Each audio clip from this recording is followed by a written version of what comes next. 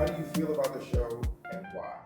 Start I am excited about the show because of how colorful it is and how different people see summer in different ways. I'm excited about the show because we get to do this all over again. We get to lay out a new storyline celebrating summer, black and brown culture, and then we have some people being able to dig in their own pasts to make it personal and relevant and right now. So it's a lot of different aspects we're celebrating in the show.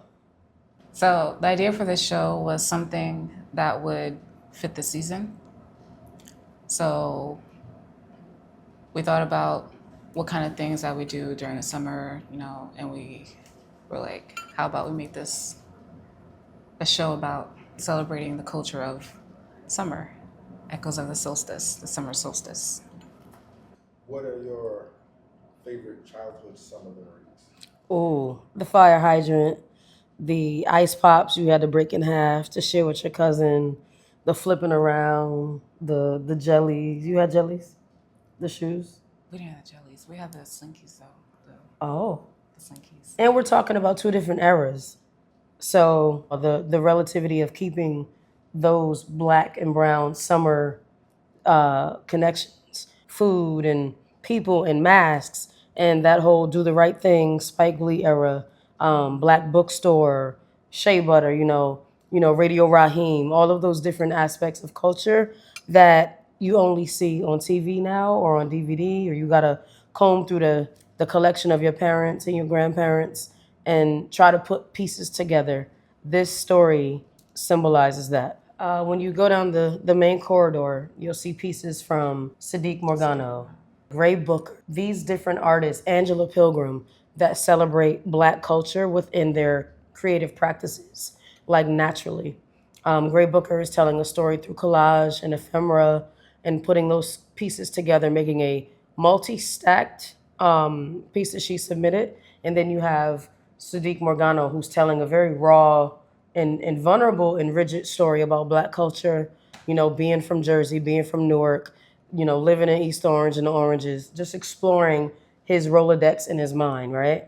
And then you have Michael Hines, who's celebrating Black Boy Joy in the park and looking at his work. You have Source of Knowledge that is celebrating art through masks and storytelling and griots through literacy, through their bookstore. So we don't only have visual artists, we have business owners, we have moms, we have cousins, we have sons, we have school teachers, we have people that are really telling um, their depiction, their last memory or their current memory of what summer looked like. So it's a celebration of works. We're hosted in the old National Bank, turned Indigo Hotel, now Indigo Residence.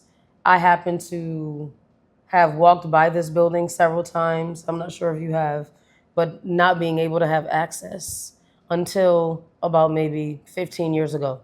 And we would celebrate a lot of productions and programming, activating the rooftop, running into BJ the Chicago Kid and different celebrities, but by invitation.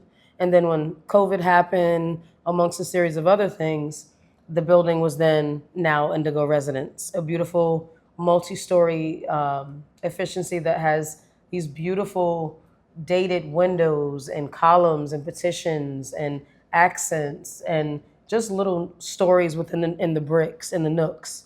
And being able to be invited with Jade and Femme Curator Arts to be able to explore Newark through the eyes of its visitors, its short stayers, its long-term residents. We are telling a story. If you want to come to Newark, you have to have the story of Newark and those people that have continued to tell their own stories through their work. So being able to be in this building is pretty historic, pretty monumental, and then just bittersweet. Like we're right in the heart of downtown.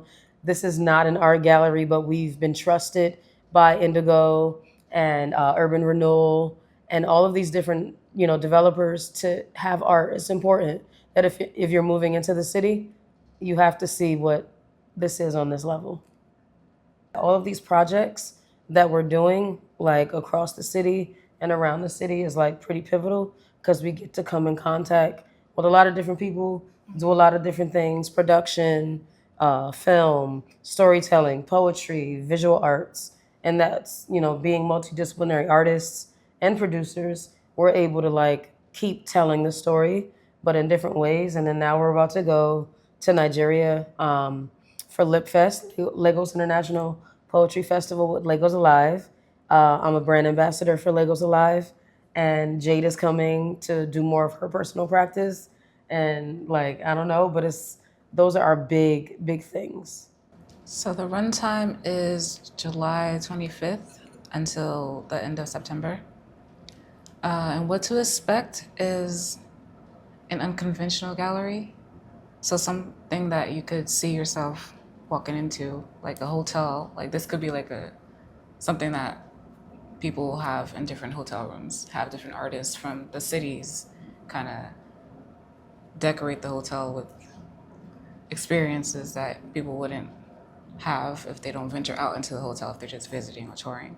The importance behind us activating the second floor, I want to be very clear, is that we have the entire stretch of the second floor. And our job starts at the bottom of the stairs in the atrium all the way to the back. And what we do, we pick certain rooms that have certain names, like the Baldwin, and we have the mini theater that's in here. What other one? The Liberty Room. The Liberty Room. And each of these rooms, when you go in them, they're conference rooms that Indigo does have for leasing. Even if you're not a resident here, you can come in and inquire about having your event here. I know Audible did their team meeting here. And, you can come in, and in those rooms is our work. So you get to come in and get the full scope and experience of our work, but then still being in Newark, being in a space that's not a conventional gallery, but also that offers storytelling and uniqueness to this city. So we encourage everybody, come take a tour, come see what we've done. It's a blessing to be in the space, to be able to work with Jade and the many artists that come through here that never knew that this place exists like blocks away from Penn Station. So, yeah. It's also a very beautiful building. Yeah, it's insanely beautiful. And it's air conditioned. Mm-hmm.